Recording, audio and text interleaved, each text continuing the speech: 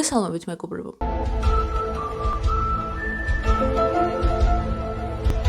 დღეს განსახილველად ძალიან საინტერესო ობიექტი შეგირჩიეთ. საბჭოთა ოკუპაციის პერიოდში კინოში და ზოგადად ხელოვნებაში ერთი ძალიან უცნაური ჟანრი ჩამოყალიბდა. მას ერქვა სოცრეალიზმი. ეს იყო ფილმები ევრი შრომელ მოქალაქეზე, რომელსაც რა თქმა უნდა წინაღობად ვიღაც ბურჟუა ესახება. ან ძალიან ზარმაც ადამიანზე, რომელიც სხვა უკიდურესად კეთილი და სათნო ამხანაგების გავლენის ქვეშ ექცევა და კოლექტივის სანიმუშო წევრი ხდება. მარტივად რომ ვთქვათ, საბჭოთა იდეალების პროპაგანდა. ოღონ ხერიან კიდეც ხოლმე. 雪花飘飘，北风萧萧。 მიმდევრობის ნამუშევრებს კიდევ ერთი საერთო თვისება გააჩნია. ყველა მათგანი არის ძალიან არაბუნებრივი და წარმოუდგენელი პათოსითაა სავსე. შესაბამისად, მხატვრული ღირებულება ნაკლებად გააჩნია, მაგრამ სამაგიეროდ საყურებლად ძალიან სახალისოა. ქვენს წინაშეა ნინო, ლითერალი და ეკრანზეც. ის 1959 წელს არის გადაღებული. ამბის ცენტრში ერთი ჩვეულებრივი ოჯახია: დედა, მამა და 4 შვილი. ფილმი იწყება ძალიან დრამატული სცენით. არჩილს გვიან-ღამით სამსახურიდან ურეკავენ, მაგრამ ის სახლში არაა. სად შეიძლება იყოს არჩილი?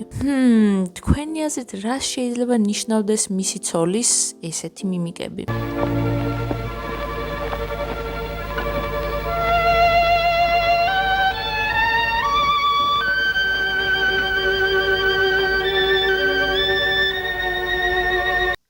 არა, არ გვეშქარება ასეთ, უბრალოდ პაციენტი არის ძალიან ცუდად.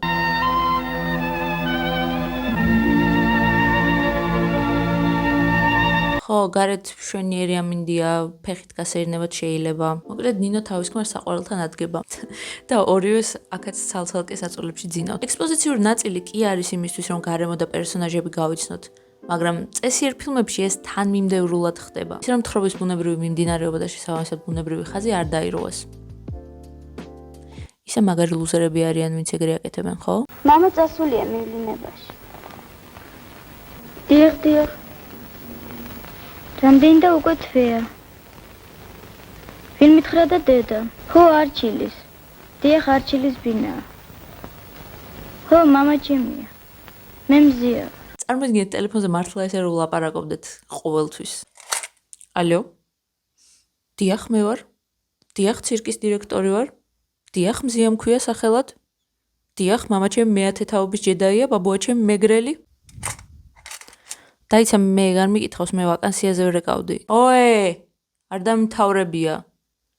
მოკლედ, ჩემი დიდი ბაბუის ბაბუა, მოკლედ ნინოს და მზიას პასუხებს შორის აცდენა არჩილის თანამშრომლებში ბუნებრივია, რომ კითხვებს აჩენს. ერთ-ერთი მათგანი, რომელიც არ ვიცი ზუსტად ექიმის ასისტენტია თუ მთავარი მედდა, იმიტომ რომ სანამ სხვები ყვებოდნენ თავის ბექსტორებს, ამისთვის დრო აღარ დარჩა აშკარად. უფროს უმოწყალოდ ატარებს კითხვების ქარცეცხლში. თქვენ ბავშვებს რათა გონიხართ მივლინებაში წასული? შინ ხომ არაფერი უთანხმოება მოქსვლია? ჩემს ოჯახში ყველაფერი წესიერად არის. არა, არჩილ, ეგ არ უნდა იყოს მართალი. თქვენს ოჯახში რაღაც ცუდი რამ არის მომხდარი. ესეც სხვათა შორის საბჭოთა იდეოლოგიის ერთ-ერთი დამახასიათებელი თვისებაა. მაშინ არსებობდა ესეთი ცნება, როგორც არის ამხანაგური სასამართლოები, სადაც შენივე სამეზობლო, ან შენივე თანამშრომლები შენს ბინძურ თეთრეულს საჯაროდ ფენდნენ და თავად გიწყვეტდნენ ამა თუ იმ საქციელისთვის რა გეკუთვნოდა. ანუ მარტივად რომ ვთქვათ, გაქენსელებდნენ. შეგვიძლია ვიმშევლოთ, როგორ წარმოადგენდა ეს საზოგადოებაში შიდა კონფლიქტების გაჩენის, ხალხის დაქუცმაცების და შესაბამისად მარტივად სამართავებრივ ბოს შექმნის ტექნიკას, მაგრამ მაშინ ეგრე ძალიან ამ ფილმზე აღარ გაგვეცინება. ამიტომ მოდით ეგ ცოტა სხვა დროს იყოს. ეს არა მარტო თქვენი პირადი საქმეა, არამედ ჩემი და ჩემისთანებისა. ყველა იმათი, ვინც დაინტერესებულია ხალხის კეთილდღეობით. ფიქრიც კი დანაშაულია იმაზე, რომ დაანგრიოთ ოჯახი. გაიგე არჩილ? გაიგე, არც კი იფიქრო მეთქი, არც კი იფიქრო ოჯახის დაანგრევა. არა, არჩილ. მე არა მარტო პარტორგი და თქვენი თანამშრომელი ვარ. მე თვითონა ვარ დედა, ოჯახისა და შვილების პატრონი. რომ არ მოგეტყოთ, ისე წარმოდგენას არ მაქვს, რას ნიშნავს პარტორგი. მაგრამ ვაშკარად რაღაცა პარტიული თანამდებობაა, ხო? ეხაც გიკვირს რატოა ეს ქალი ესეთი აქტიური? მგონი ჩემოდაც კარგად ხედავთ, როგორი არაბუნებრივია ეს დიალოგები. ამიტომ ამაზე ზედმეტ კომენტარს აღარ გავაკეთებ. რატო? განა მამა უცხოა თქვენთვის. უცხო. აუქ. რადგან მიგატოვა უცხო? დრამა.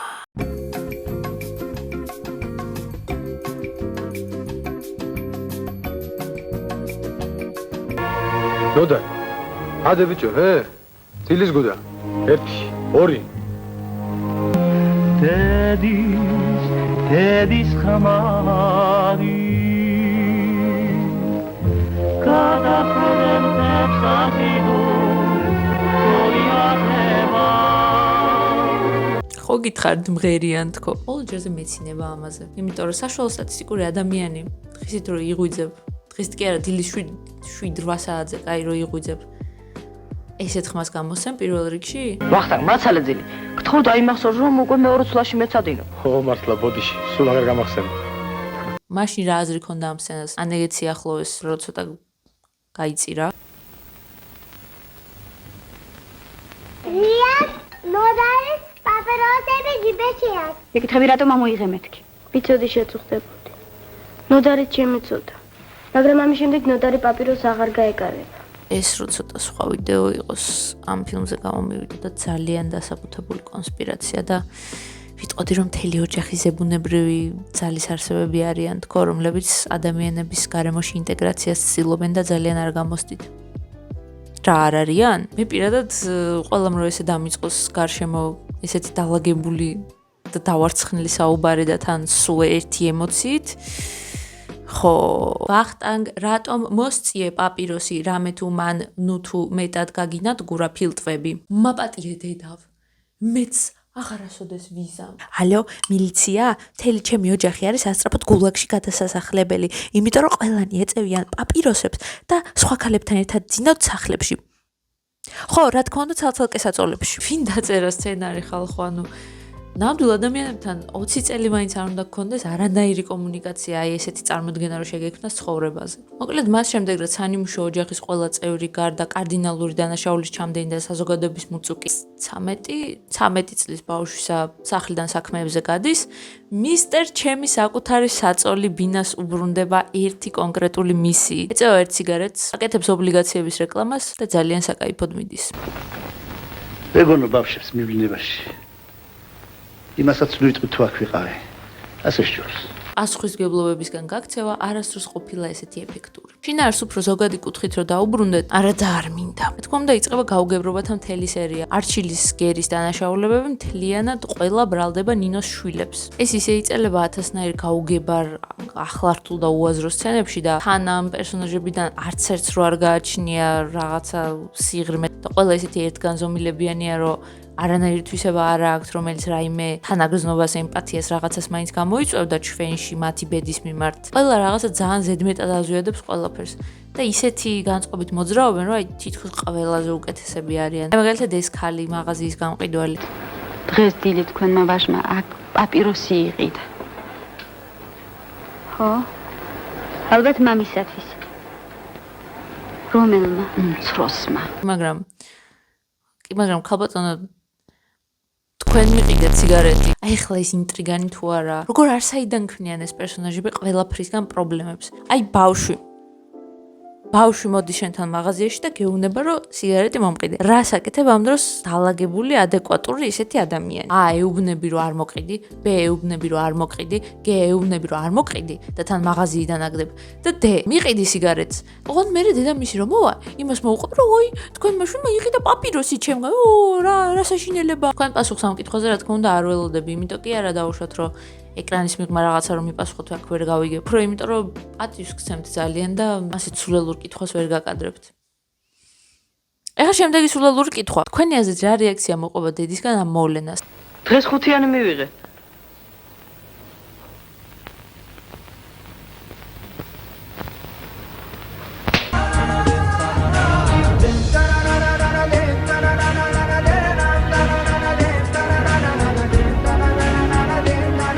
მართალია, ჭეშმარიტი ლათინოამერიკული გალაწუნება.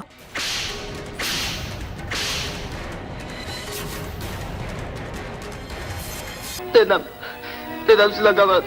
რა დედამ? ო, დედამ. ბიჭო დედამ რატო? დაიცა ვინ გაარტყა სილა? რა დედამ? ვინ იყო? დედამ. ბოდიში რაღაცა ვერ გავიგე რომ გამიმეოროთ. დედამ. ვინო? ბიჭო დედამ რატო? შენეგ არასდროს მიყვირს. ძალიან მიყვირს. არასდროს. გიკვირს, რა ემოცია განიცადე ვახტანგ? მიკვირს. გიკვირს. ამასობაში ეს გაუგებრობები როგორც იხლართება, ისევე იხსნება ერთ სცენა ნახევარში. ეტყობა რეჟისორს ბოლოსკენ უკვე ძალიან ამოვიდა ყელში ეს ყველაფერი. სანამ ქრენჯისგან დარეტიანებული აზრზე მოვდივარ, მინდა გთხოვოთ, რომ დაალაიქოთ ეს ვიდეო და გამოიწეროთ ჩემი არხი. თორემ სიგარეტების ყიდვას დაგაბრალებთ. ხო რა რას ვამბობდი, ხო? ფილმი. მოკლედ, ქალი, რომელიც არჩილის კლინიკაში მივიდა აბორტის გასაკეთებლად და რომელიც ერთმა წინადადებამ დაარწმუნა, რომ ეგ არ ექნა, მთელი ამ ამბის გასაღები აღმოჩნდა. ის არის თურმე კოკას, ანუ არჩილის გერის შეყვარებული, რომელიც კოკამ დააფეხმძიმა და აბორტის გასაკეთებლად მიუგდო ზუსტად ის ობლიგაციები, რომლებიც არჩილს ამოაცალა ჯიბიდან დღის დასაწყისში, თუ გახსოვთ. აი ეს ძალიან კაი პერანგი რო ეცვა. რადგან არჩილმა ამ ქალს ურჩია ოჯახთან მისვლა და გასაუბრება, აბა გამოიცანით რა შეიძლებოდა მომხდარიყო. დიახ, სწორია ბატონმა ექიმმა მიუხედავად იმისა, რომ მთელ ამ აზრს ფილმის ავტორები 1 საათზე მეტია ძალადობრივად გვიტენიან ფაქტიურად თავში, ეხლა გაიგო, რომ მისი ახალი ოჯახი სავსეა მატერიალისტი და ნამუსო ადამიანები. და როგორც ყველა სხვა მომენტში ჩვევია ხოლმე, აიღო თავისი კაფსულა გარდერობი და მოხია.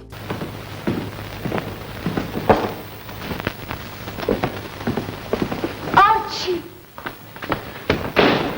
ჩვეულებრივი მაყურებელი ასეთ სიტუაციაში თავისითაც მიხვდებოდა, თავისითაც გაიგებდა, რომ ამ ყველაფრის მერე პერსონაჟი ალბათ დაფიქრდება იმაზე, რომ აი როგორ შემეშალა, როგორი შეცდომა დაუშვი, როგორ არ ღირდა ოჯახის მიტოვება, მაგრამ სცენარი არის ისე ჭკვიანურად დაწერილი, რომ ითვალისწინებს ისეთ შემთხვევასაც, თუ დავუშვათ ვერ გაიგეთ მთელი ფილმის განმავლობაში რა მოხდა. ფლეშბეკები კონდ განსაკუთრებით დაბნეული ხალხისთვის. იმიტომ რომ მთელ ფილმს თავიდან გვაყურებინებენ.